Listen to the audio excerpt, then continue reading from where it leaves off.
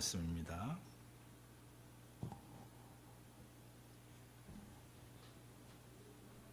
우리 한 절씩 같이 교독합니다. 시편 34편 9절에서 11절 말씀.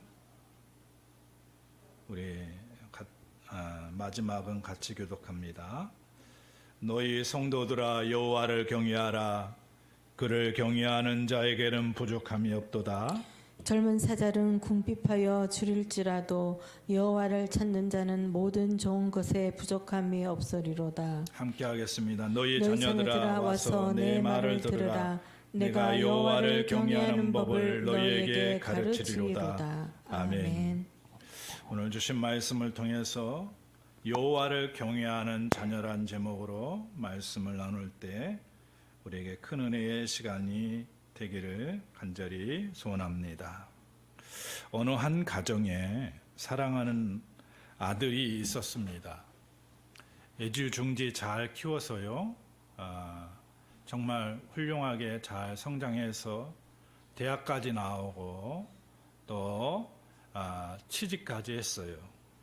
근데 이 아들이 어느 날 다니던 회사를 그만두고 자기의 개인 사업을 하겠다고 직장에서 퇴직을 했습니다. 부모는 그것을 지켜보면서 기도하고 있었죠. 그런데 어느 날 이 아들이 가게를 하나 개업해서 이제 장사를 하기 위해서 열심히 준비를 했어요. 그리고 다 준비를 하고 나서 아버지께 찾아가서 얘기를 했어요. 아버지, 제가 이렇게 가게를 하나 내서 이제 개업하라고 합니다. 아버지 와서 축하해 주세요라고 그렇게 얘기를 했어요. 근데 그 얘기를 듣고 있는 아빠는 기분이 너무 상했어요. 왜냐하면 그 가게를 개업하기 전에 미리 자기에게 얘기를 하고 내가 이렇게 가게를 하나 개업해서 장사를 해보겠다고 얘기를 해주었으면 아버지의 마음이 굉장히 그렇지 않았을 테고 또 필요한 게 있으면 도와주고 또 아들이 무엇이 또 필요하고 또 이렇게 개업을 하기 위해서 준비하는 과정 속에서 같이 힘을 보태주었을 텐데 하면서 마음에 좀 불편함을 가지고 있었고 꿍하고 있었어요. 그리고 나서 아들에게 얘기를 했어요. 왜 미리 나한테 얘기하지 않았느냐. 얘기를 해주었으면 내가 너에게 도움이 됐지 도움이 되지 않는 일을 하겠냐라고 얘기를 했어요. 근데 아들의 마음도 달랐어요. 아버지에게 걱정 끼쳐드리기 싫어서 내가 할 수 있는 기준에서 내가 다 하고 아버지께 말씀을 드린 거라고 얘기를 했습니다. 한편으로 아버지 측면에 봤을 때는 자녀가 자기를 의지하고 또 신뢰하면서 무슨 일이든 하기 전에 묻고 했으면 그 방면에 내가 또 연결된 사람이 있으면 소개도 해주고 물질적으로도 도움을 주고 싶은 마음이 있었어요. 근데 자녀의 마음은 또 달랐던 거죠. 내가 이만큼 컸고 또 키워줬는데 이렇게 성인이 되어서까지 아버지에게 의지하며 의탁받기 싫었던 거죠. 오늘 성경에 나오는 이 말씀도 이와 비슷한 것 같아요. 하나님께서는 우리에게 바라시는 것이 전폭적으로 하나님을 신뢰하고 의지하기를 바라는데 우리는 조금 성인이 됐다고 영적으로 조금 이제 안다고 하나님을 의지하지 아니하고 자기 판단과 자기 생각대로 일을 처리해 나가는 그런 경향이 있다는 거예요. 근데 하나님께서는 하나님을 의지하고 신뢰하고 모든 사소한 문제까지라도 하나님을 의탁하면서 우리가 이 세상에서 살기를 원하신다는 겁니다. 믿으시면 아멘 하십시다. 오늘 본문에 나오는 사울의 모습을 봅니다. 사울은요, 죽음의 위협 앞에서 도망을 갔어요. 어디로 도망을 갔습니까? 블레셋의 5대 성읍 중에 하나인 기드왕 아기스에게 피신을 하게 됩니다. 가드왕 아기스도 다윗이 필요했기 때문에 다윗을 받아줬죠. 근데 가만히 다윗을 지켜보면 이게 너무 장성해져서 도리어 자기를 피해가 올 줄 알고 있었어요. 이걸 간파한 다윗은요, 더 이상 가드왕 아기스에게 있을 수 없다고 판단이 되어서 어떻게 해서든 가드왕 아기스에게서 이제 떠나야 되겠다는 결심을 하게 됩니다. 그래서 어떻게 떠날까 하다가 이제 경계를 받지 않는 수준에서 자기가 떠나야 되겠다 생각해서 마치 미친 채 하면서 그렇게 침을 흘리고 미친 채 하면서 가드왕 아기스의 경계를 무너뜨린 거죠. 그리고 결국에는 아기스의 수중에서 벗어날 수가 있었습니다. 다윗은 기드왕 아기스의 아기멜렉의 손에서 극적으로 벗어난 후에 오늘 이 본문의 말씀을 얘기합니다.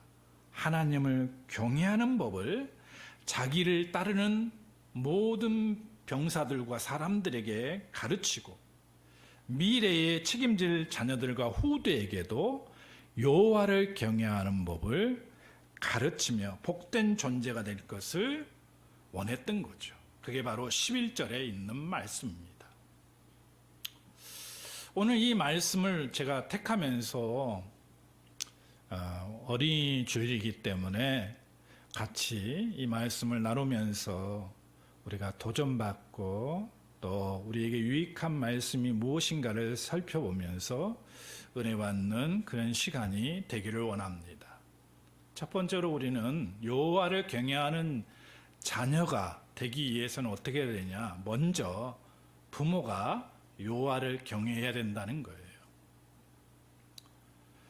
여호와를 경외하는 자녀가 되기 위해서는, 자녀를 기르기 위해서는 먼저 부모가 여호와를 경외해야 됩니다. 여호와를 경외해야 돼요. 부모는 자녀의 거울과 같습니다. 부모가 형편없이 신앙생활하면요, 자녀도요 가르치지 않지만은 부모의 하는 행동을 보고 배우게 되는 거예요. 주일학교 아이들을 이렇게 가르치고 이렇게 같이 예배 드릴 때에 아이들의 모습을 살펴보면요, 부모가 신앙이 좋은 자녀들은요 뭔가 좀 다릅니다. 뭐가 다르죠? 헌금도 준비해 오며 꼭 이렇게 깨끗하게 봉투에 넣어서 헌금을 준비합니다. 기도할 때에도요, 두 손을 이렇게 예쁘게 참 모으고 기도합니다. 그리고 주일에는요, 절대 주일을 범하지 않아요. 꼭 그 주일을 지킵니다. 근데 부모가 신앙생활을 제대로 하지 못하고 엉망으로 한 사람 자녀들은요, 주일에 대한 개념이 약해요. 왜 약해질 수밖에 없냐? 주일에 자녀를 데리고 어디 야외로 나가고 여행을 가고 그러다 보니까 주일에 빠지면은 이 두려움과 걱정이 있는 게 아니라 그런 감각이 없기 때문에 주일에 빠지는 것을 그냥 사소하게 생각하게 됩니다. 그래서 주일날 예배 들어오면 마치 부모가 심풀이 땅콩처럼 주일을 그렇게 지키니까 그렇게 신앙생활을 엉망으로 하는 자녀들, 아니 부모 밑에 있는 자녀들도 그렇게 생각하는 거예요. 부모가 예배 시간에 일찍 나와서 그 자리를 지키고 예배를 준비한 모습의 부모는 자녀에게도 그렇게 가르칩니다. 그러니까 자녀들도 일찍 나와서 주일을 예배를 위해서 준비하죠. 부모는요, 자녀의 거울이에요. 10의 1조도 구분해서 자기가 딱딱하면은 자녀에게도 그렇게 해야 한다는 것을 가르칩니다. 근데 자녀들은요, 어떻게 받아들이냐면요, 그걸 무겁게 받아들여요. 두려움으로 받아들여요. 11조를 제대로 정확하게 하지 않냐면 자기가 큰일 날 것처럼 받아들이는 거예요. 왜? 부모가 철두철미하게 그렇게 하는 모습을 보기 때문에 그래요. 그러니까 부모는 자녀의 거울이에요, 거울. 신앙생활에 모범을 보이는 부모 밑에서 있는 자녀는요, 모범적인 신앙생활을 할 수밖에 없습니다. 예. 여호와를 경외하는 자녀로 키우고 싶다면 우리가 먼저 여호와를 경외하는 자녀가 돼야 돼요. 여러분, 이제 다음 주에 어버이 주일이죠. 어버이 주일인데 먼저 부모가 할아버지, 할머니에 대해서 공경하지 않으면요, 자녀는 부모를 공경하지 않습니다. 왜냐하면요, 너는 이렇게 해, 너는 커서 이렇게 해줘야 돼, 너는 나를 잘 공경해줘야 돼, 말이 필요 없어요. 부모가 할아버지, 할머니에게 하는 모습을 보고 시청각 교육으로 배우는 거예요. 시청각 마치 가르쳐주지 않아도 시청각 교육으로 배우는 거예요. 그래서 어버이날이면 미리 어떻게 부모님에게 하는가를 보는 거예요. 보는 거예요. 그래서 자녀가 나중에 커서 부모가 했던 모습대로 그대로 하는 거예요. 네? 우리가 살아가면서 행복한 날을 만드는 것은 다른 게 있는 게 아니에요. 우리에게 달려있어요. 뭐 생일날이든지 뭐 무슨 데이라든지 뭐 기념일이 있어요. 근데 이 기념일을 그냥 넘어간 사람에게는 그만큼 행복이 안 와요. 기념날이면 우리가 이 기념날에 잘 서로를 배려하고 기쁘게 해주는 날로 만들면 그만큼 가정이 기뻐지는 거예요.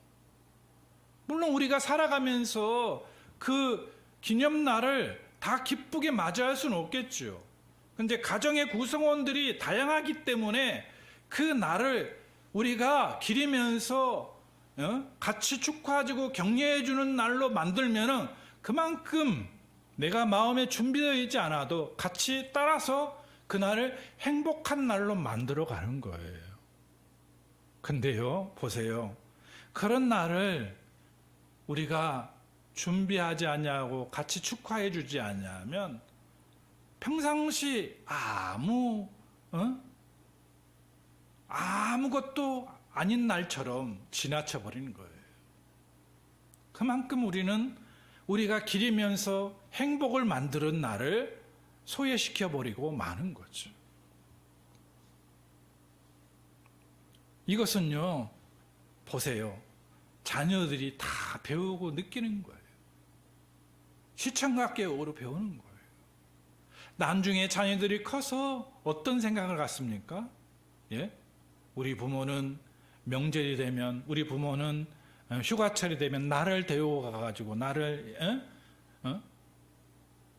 로또 받고 해갖고 나를 즐겁게 해준 그런 모습들을 생각하면서 자기의 자녀들에게도 똑같이 하는 거예요. 근데 그런 게 없으면 어떻게 돼요? 자기도 당연히 안 해주는 걸로 생각하는 거예요. 우리 목사님들도 마찬가지예요. 전도사님들. 자기가 신학교 다닐 때에 사례금은 받는데 교회에서 봉사할 때 전도사님으로 섬길 때 학자금을 받은 사람은요, 목회를 했을 때도 당연히 내가 학비를 대줄 줄을 생각합니다. 근데 못 받아본 사람은 나도 안 받았으니까 줄 생각을 안 하는 거예요. 줄 생각을 하는 거예요. 이게 얼마나 무서운 거예요. 내가 받아봐야지만이 준다는 것은 시청각 교육이라는 얘기예요. 시청각. 피부로 느끼면서 체험하면서 배우는 거예요. 그러니까 양심이 아는 거죠. 나는 학교 다닐 때 교회에서 학자금을 다 받았는데 내가 목회하면서 여유가 있는데도 주지 못하는 것을 아무 감각이 없다는 것은 안 받았기 때문인 거예요.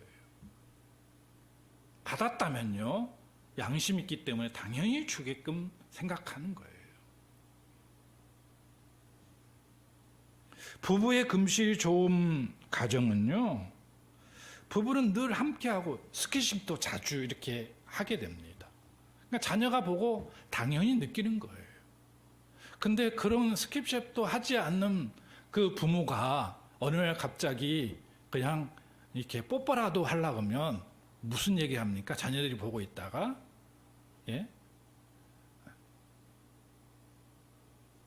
가족끼리 왜 이러냐고 얘기하는 거예요. 우스갯소리로. 피부적으로 이게 환경적으로 어색한 거예요. 그러니까 우리가 살아가면서 이런 부분들이 얼마나 중요한지 모릅니다. 자녀에게 교육하는 것. 이것은 부모가 자녀의 거울이라는 생각을 우리가 잊지 말아야 된답니다. 여호와를 경외하면요, 오늘 이 말씀에 9절 말씀에 보니까 뭐라고 했습니까? 너희 성도들아 여호와를 경외하라. 그를 경외하는 자에게는 부족함이 없도다. 부족함이 없도다. 저는 이 말씀을 곰곰이 생각해 봤어요.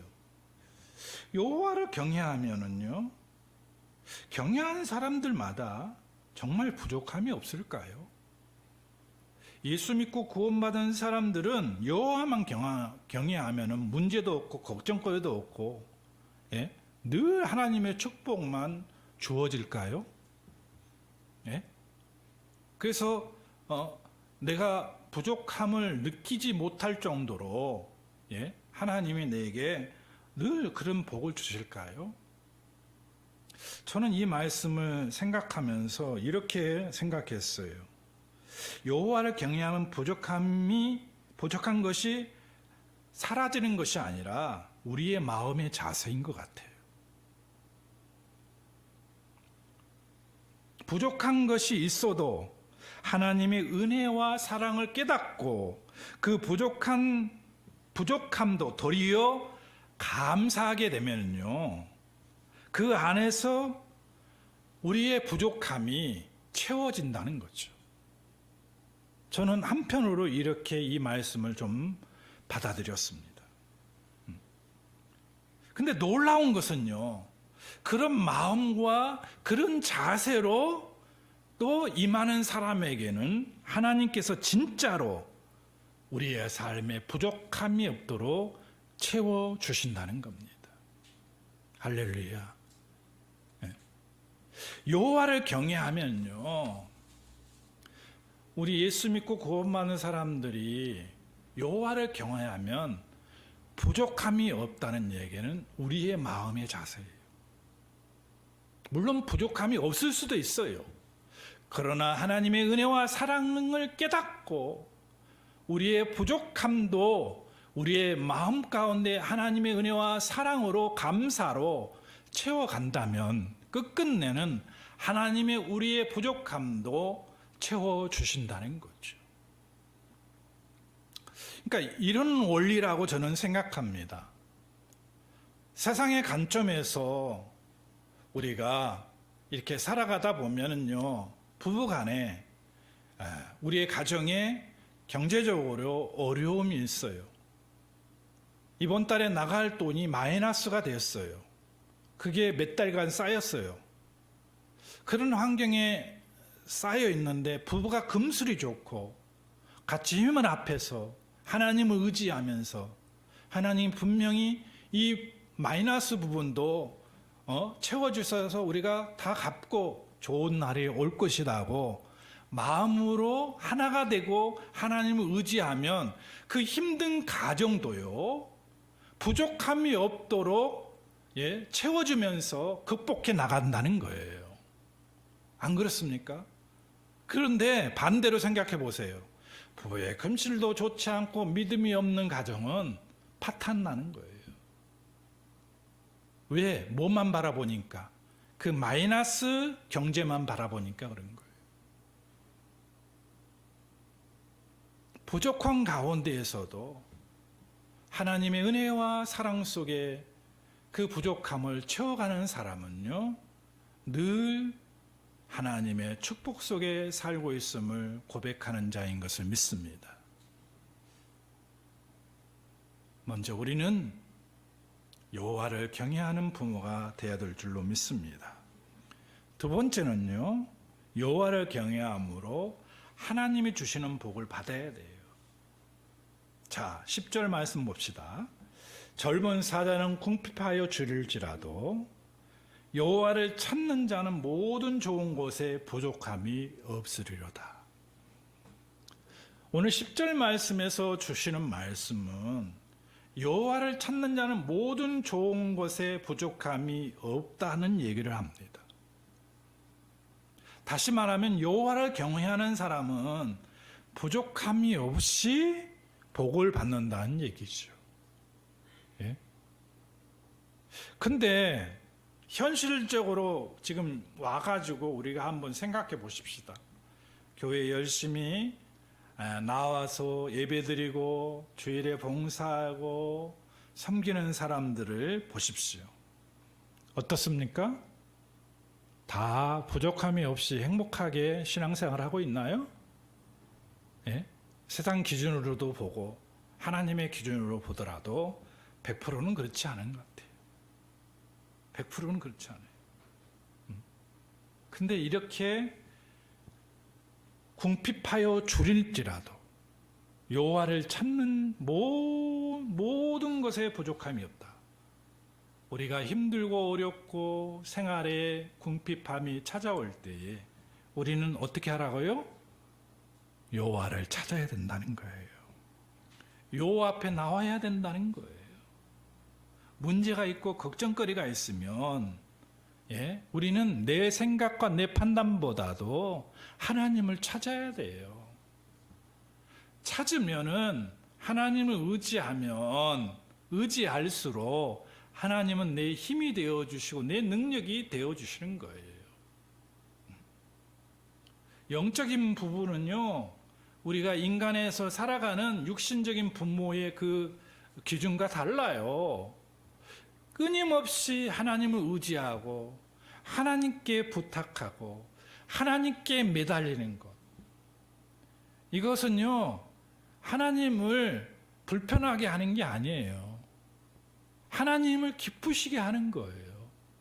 하나님을 행복하게 하는 거예요. 그러니까 우리는 끊임없이 매달려야 돼요. 내가 어려움이 있고 내가 감당하지 못한 환경에 있을 때에 하나님을 찾아야 돼요. 그때뿐만 아니라 내가 행복할 때에도 기분이 좋을 때에도 같이 하나님과 함께 동고동락하면서 사는 거예요. 이런 사람이 무슨 부족함을 찾을 수가 있겠냐고요. 부족함을 느낄 수가 있겠냐고요. 재정적으로 경제적으로 어려움을 당해도 자기는 부유함을 느끼는 거예요. 왜 그렇습니까? 이 세상 만물을 창조하시고 없는 것을 있는 같이 부르시는 위대하신 하나님이 자기와 함께 늘 교통하니까요. 그래서 부족함을 못 느끼는 거예요. 도리어 무슨 얘기를 하죠? 나는 복받은 사람이라고 얘기하는 거예요. 나는 복받은 사람이라고. 나는 은혜를 받은 사람이라고 얘기를 하는 거예요. 그래서 믿음이 있어야 돼요. 믿음이. 믿음이 있어야지만이 내게 닥쳐오는 이 어려움과 경제적인 어려움, 또 환난, 시련도 우리가 이것을 부족함 가운데에서 부요함으로 승화시켜 나가는 거예요. 그게 복이 되는 거죠. 뭐가 빠져 있으면 안 돼요? 여호와 하나님이 빠져 있으면 안 돼요. 우리 하나님이 내 삶 가운데 빠져 있으면 아무것도 우리는 할 수 없어요. 그래서 우리는 여호와를 경외하는 것이 내게 복이라는 생각을 잊지 말아야 돼요. 그리고 우리의 자녀를 정말 잘 가르치기를 원한다면 여호와를 경외함으로 내가 복받고 있음을 보여줘야 돼요. 근데 세상 사람들의 관점에서는 어떤 물질적인 측면으로만 그것을 보여주기를 원합니다. 물질적인 측면에서만. 근데 보세요. 정말 영적인 사람은, 하나님의 사람은 물질의 부유함을 내가 놓여있지 않더라도 정말 행복하고 기쁘고 하나님의 주신 은혜 속에서 살아가는 그런 부요함을 자녀에게 보여주는 거예요. 그러면 자녀가 행복한 거죠. 여러분 보세요. 어떤 기준이냐가 중요해요. 어떤 기준이냐가. 어려서부터 대기업의 자녀로 자란 자녀가 있다고 보세요. 대기업에 있는 자녀들은 용돈을 받아도 한 1,000만 원씩 받고, 자기가 사고 싶으면 마음대로 뭐든지 사고 그런 생활을 누렸어요. 그런 생활을 누린 사람이 하루아침에 쪽박을 찼어요. 회사가 부도가 나가지고 부모가 부도가 나가고 쪽박을 쳤어요. 대기업의 회장의 가정은 쪽박을 차도요 앵가는 가정에 보다 나아요. 근데 그 사람들은 그 여유로운 삶을 살다가, 부유로운 삶을 살다가 지금 정말 못 먹고 먹는 것이 아니라 자기가 그 전에 했던 그 행위를 하지 못함으로 극단적인 환경에까지 이르게 되게 됩니다. 왜 그렇습니까? 모든 것이 무너져 버린 거죠. 그 생활에서 내려와 버리니까 이제 제가 생각하고 기준했던 것이 무너져 버린 거예요. 근데 극단적인 상황까지 이르게 되는 거예요. 근데 어렵고 힘들게 살았던 사람은요, 그나마 내가 집 한 채 있는 것도 감사하고 먹을 것과 입을 것이 있는 것에 감사하며 살아가요. 이 기준의 차이예요. 기준의 차이. 영적인 생활도 마찬가지입니다. 영적인 생활도. 여러분, 우리에게 하나님이 계시다는 것, 우리에게는 엄청난 축복이고 은혜인 것을 여러분 믿으시길 바랍니다. 그리고 입술을 열어서 내가 참 우리 가정은 하나님의 복을 받았다고 얘기할 수 있는 그런 부모가 돼야 됩니다. 그럴 때에 우리 자녀들이 하나님의 복을 받은 것을 깨닫게 되는 거죠. 그러기 위해서는 우리는 어떻게 해야 될까요? 주의를 성수해야 됩니다. 온전한 신앙생활을 해야 돼요. 온전한 신앙생활. 엉망으로 신앙생활하는 것이 아니라 신앙의 모범을 보여줘야 돼요. 그리고 자신에게 주어진 사명을 온전히 감당하는 거예요. 우리에게 주어진 사명이 있잖아요. 그것을 온전히 감당하는 거예요. 그리고 늘 감사하는 생활이에요. 부모가 여호와를 경외함으로 복받은 모습을 보여주는 것이 다른 게 아닙니다. 이거는 거예요. 마지막 세 번째는 여호와를 경외하도록 가르치는 거예요. 11절 말씀 봅시다. 시작. 너희 자녀들아 와서 내 말을 들으라. 내가 여호와를 경외하는 법을 너희에게 가르치리로다. 아멘. 다윗이요, 자기를 따르는 백성들과 군인들에게 또 자녀들까지 여호와를 경외하는 법을 가르치고 있다는 거예요.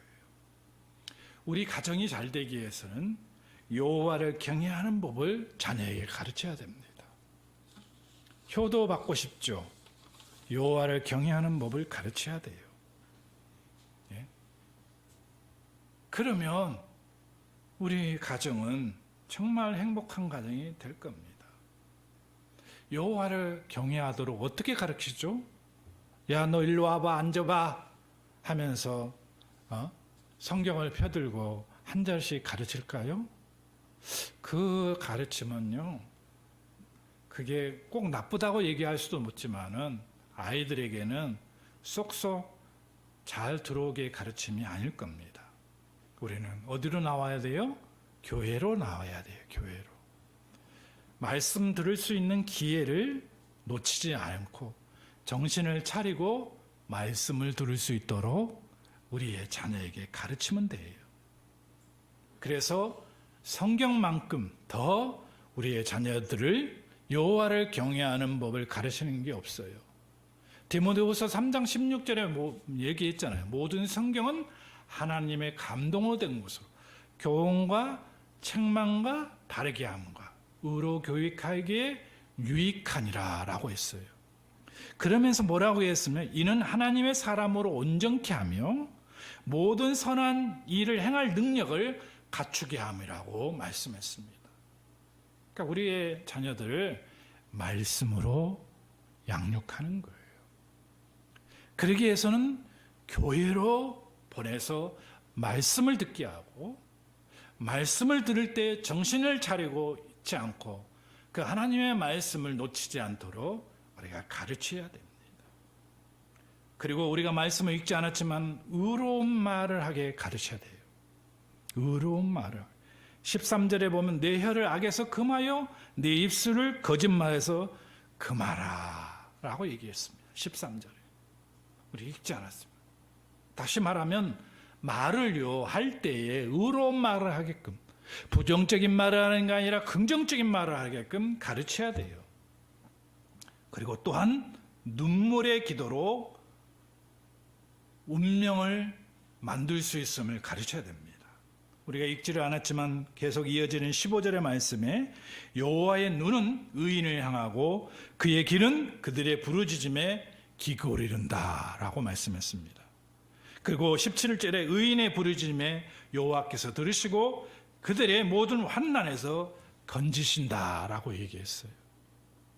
그러니까 눈물의 기도를 자녀가 할 수 있도록 가르치는 거예요.